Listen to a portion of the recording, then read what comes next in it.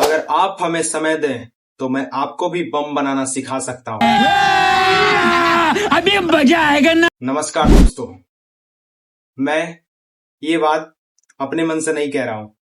ये बात एक ऐसे स्वतंत्रता सेनानी की है जिन्होंने कम उम्र में फांसी को गले लगा लिया था अपने देश को आजाद कराने के लिए। वो अपने जीवन में किसी के गुलामी नहीं करना चाहते थे। वो एक आजाद परिंदा की तरह रहना चाहते थे। मैं आज बात कर रहा हूं खुदीराम बोस की। खुदीराम बोस वो पहले स्वतंत्रता सेनानी थे जो कम उम्र में ब्रिटिश हुकूमत जड़े को हिला डाला था। खुदीराम बोस अपने आप में एक महान स्वतंत्रता सेनानी थे। वो ना ही किसी की गुलामी करना चाहते थे और ना ही किसी के अंडर में वो रहना चाहते थे। वो एक आजाद परिंदा की तरह थे। तो आज मैं बात करूंगा खुदीराम बोस के बारे में, जिन्होंने कहा था हंसते हंसते जज साहब को कि अगर आप कुछ समय हमें दें तो मैं आपको भी बम बनाना सिखा सकता हूं। सामने जज बैठा चौंक गया कि ये बंदा इतना छोटी उम्र में वो हमें बम बनाना सिखाएगा। तो चलिए दोस्तों, आज हम जानेंगे खुदीराम बोस के बारे में। आइए चलते हैं इतिहास की जड़ तक और आपको आज हम बताते हैं खुदीराम बोस के बारे में। खुदीराम बोस का जन्म 3 दिसंबर 1889 को उस समय बंगाल प्रेसिडेंसी के अंतर्गत बंगाल आता था। बंगाल में एक जिला पड़ता है मिदनापुर, उसके अंतर्गत एक गांव हबीबपुर गांव नाम था। माता लक्ष्मी प्रिया देवी जो एक धार्मिक और बहुत ही सरल स्वभाव की थी। पिता का नाम त्रैलोक्यनाथ बोस था। वो एक तहसील का कार्य करते थे। दुर्भाग्यवश खुदीराम बोस के माता पिता बचपन में ही गुजर गए थे। खुदीराम बोस का पालन पोषण बहुत ही मुश्किलों में उनका पालन पोषण हुआ। जो उनकी एक बड़ी बहन थी अपरूपा देवी, उन्होंने पालन पोषण किया खुदीराम बोस का, और उनकी प्रारंभिक जो शिक्षा होती है वो उनके गांव में ही हुआ। बाद में जाकर मिदनापुर जो जिला था उनके अंतर्गत एक स्कूल हैमिल्टन हाई स्कूल आता था। वो अपनी स्कूली पढ़ाई वहां से जारी रखी। लेकिन कहते हैं ना, जब अंदर हो दिल में जज्बा और जुनून कुछ करने का, तो बस वैसे ही खुदीराम बोस के अंदर ही था। वो बचपन से अपने आसपास के लोगों को देखते हुए आ रहे थे। अंग्रेज अपने आसपास के लोगों को परेशान कर रहे थे। वो उसका शिकार भी पहले भी हो चुके थे। वो अपने देश को आजाद करवाना चाहते थे। वो एक आजाद परिंदा की तरह रहना चाहते थे। अपनी पढ़ाई 9वीं तक ही की और उसके बाद छोड़ दी। बचपन में वो कुछ लोगों के समाचार और कुछ लोगों के भाषण सुना करते थे। अरविंद घोष और सत्येंद्र नाथ बोस जैसे महान क्रांतिकारी के जो भाषण थे इनके मन में गहरा असर छोड़ डालता था। वो इनके भाषण को काफी गौर से सुनते थे और उस समय स्वराज और ब्रिटिश के खिलाफ आवाज उठाने के लिए ये सब कदम चलाए जाते थे। उसी समय से खुदीराम के बोस में अपने देश के लिए आजाद कराने के लिए उनके मन में बीज अंकुरित फूटने लगा। बाद में चलकर खुदीराम बोस ने महज करीब 15 से 16 साल की उम्र में ही उन्होंने क्रांतिकारी संगठन ज्वाइन कर लिया, जिस समिति का नाम था अनुशीलन समिति। संगठन ज्वाइन कर ली, जिसके अंतर्गत ब्रिटिश सरकार के खिलाफ आवाज उठाना, उनके प्रति जन आंदोलन करना और गुप्त रूप से ब्रिटिश के खिलाफ विद्रोह करना आदि ये सब कार्य उस समिति के अंतर्गत हुआ करते थे। इस समिति के अंतर्गत खुदीराम बोस ने काफी कम समय में बहुत सारी चीजों को सीख लिया था, जैसे में बम बनाना, गुप्त रूप से ब्रिटिश सरकार के खिलाफ संदेश को एक दूसरे तक पहुंचाना और ब्रिटिश सरकार के गुप्त रूप से जासूसी करना। ये सब चीज वो काफी चीजों को बेहतरीन ढंग से सीख गए थे और ये सब करने में वो माहिर हो गए थे। कई बार तो उन्होंने काफी हद ही कर दिया था। वो ऐसा कार्य कर देते थे जो अपनी समिति में जो लोग थे उन्हें विश्वास नहीं होता था। इसी विश्वास के चलते उन्हें आगे चलकर एक बहुत बड़ा कार्य सौंपा गया। करीब 1905 में जब बंगाल विभाजन की बात आई, उस समय लॉर्ड कर्जन ने बंगाल विभाजन करने की घोषणा कर दी। तो उस समय स्वदेशी आंदोलन चलाया गया, जिसके अंतर्गत कहा गया कि विदेशी जो वस्तुएं हैं उसका बहिष्कार करना और अपनी देश के बनाए हुए चीजों का स्वीकार करना, अर्थात विदेशी वस्तुओं सामान जितने भी उसको बहिष्कार करना, आग लगा देना, ब्रिटिश के काम छोड़ देना, ब्रिटिश के जितने भी हॉस्पिटल हैं, रेस्टोरेंट हैं आदि वगैरह जितने हैं वो उसको त्याग देना और अपने देश का बनाई हुई चीजों का प्रयोग करना। उस समय स्वदेशी आंदोलन काफी जोरों शोरों से चली। इसमें खुदीराम बोस ने बढ़ चढ़ का हिस्सा लिया और इस स्वदेशी आंदोलन में काफी महत्वपूर्ण और काफी लोगों ने अपनी भूमिका निभाई। बहुत सारे क्रांतिकारी इस स्वदेशी आंदोलन में बढ़ चढ़ कर हिस्सा ले रहे थे और इस स्वदेशी आंदोलन को आगे बढ़ा रहे थे। उस समय एक ब्रिटिश अधिकारी जिसका नाम किंग्सफोर्ड था, वो उस समय जो स्वदेशी आंदोलन चल रहा था उसे दबाने के लिए किंग्सफोर्ड ने भी एड़ी चोटी लगा रखी थी।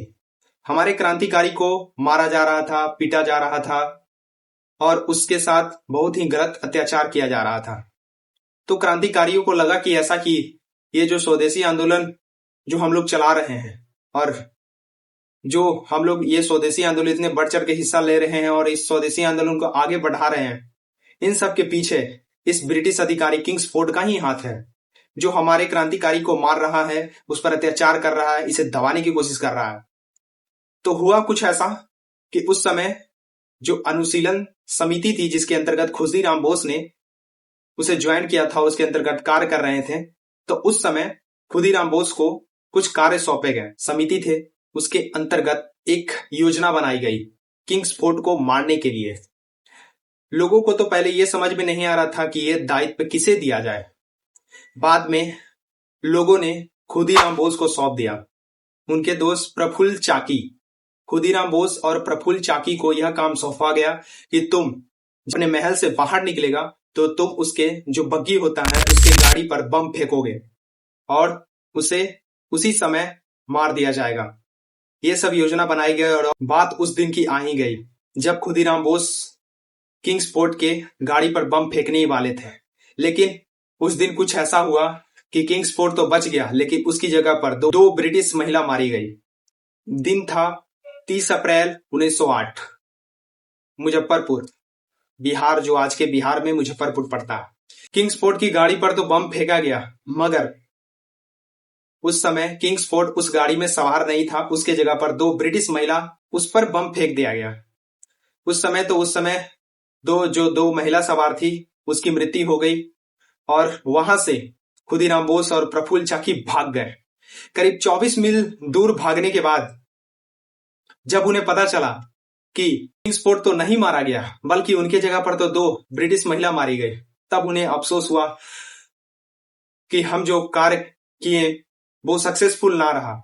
हमले के बाद खुदीराम के जो दोस्त थे प्रफुल्ल चाकी, उन्होंने सोचा कि अगर ब्रिटिश के हाथ पकड़ा गया तो ना जाने मेरे साथ क्या क्या अत्याचार किया जाएगा और क्या क्या दुर्व्यवहार किया जाएगा और वो मुझे कैसे तड़पा तड़पा कर मारेंगे।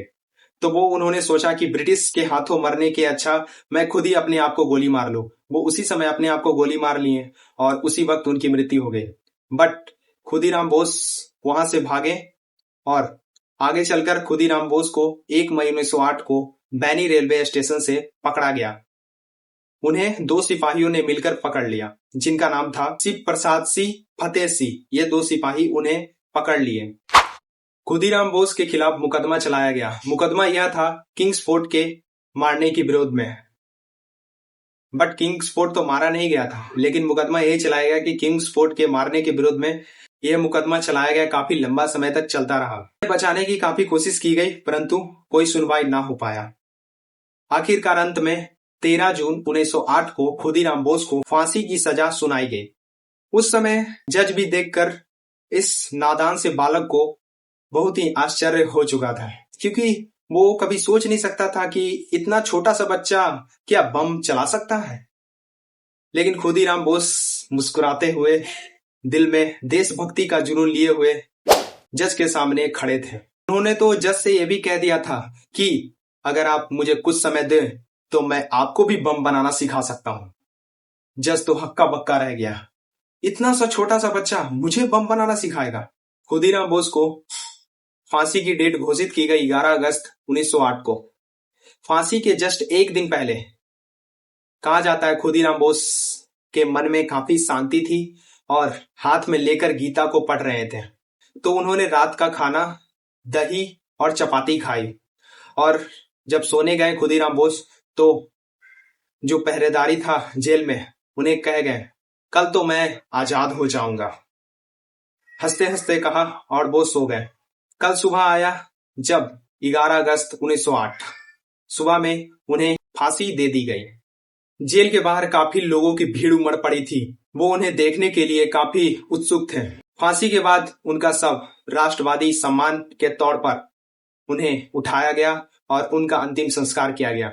आज के वर्तमान समय में बिहार के मुजफ्फरपुर में उन्हें फांसी दी गई थी। आज भी अगर आप जाइएगा तो मुजफ्फरपुर में, जो मुजफ्फरपुर का जेल है, वहां पर खुदीराम बोस जेल करके उनका नाम से आज भी जेल वो है। कई कई जगह उनके जगह पर मेमोरियल बना दिया गया है, तो आप भी वहां जाकर देख सकते हैं खुदीराम बोस मुजफ्फरपुर जेल में। खुदीराम बोस सभी क्रांतिकारी में से सबसे एक कम उम्र के युवा थे। उनकी मृत्यु के बाद बंगाल, बिहार, झारखंड, उड़ीसा आदि अन्य राज्यों में युवा लोग को उत्साहित किया। कई दिनों तक तो उनके नाम के नारे भी लगाए गए, खुदीराम बोस अमर रहे, अमर रहे, अमर रहे। ये सब नारे लगाए गए और उन्हें आज भी याद किया जाता है। उनके जन्मदिन पर हर साल उनका जन्मदिन मनाया जाता है और जिस समय उन्हें फांसी दी गई थी, वो उनके मरण दिवस अगर कहा जाए तो उस समय भी खुदीराम बोस को याद किया जाता है। 3 दिसंबर को उनका जन्म और 11 अगस्त को उनकी मृत्यु।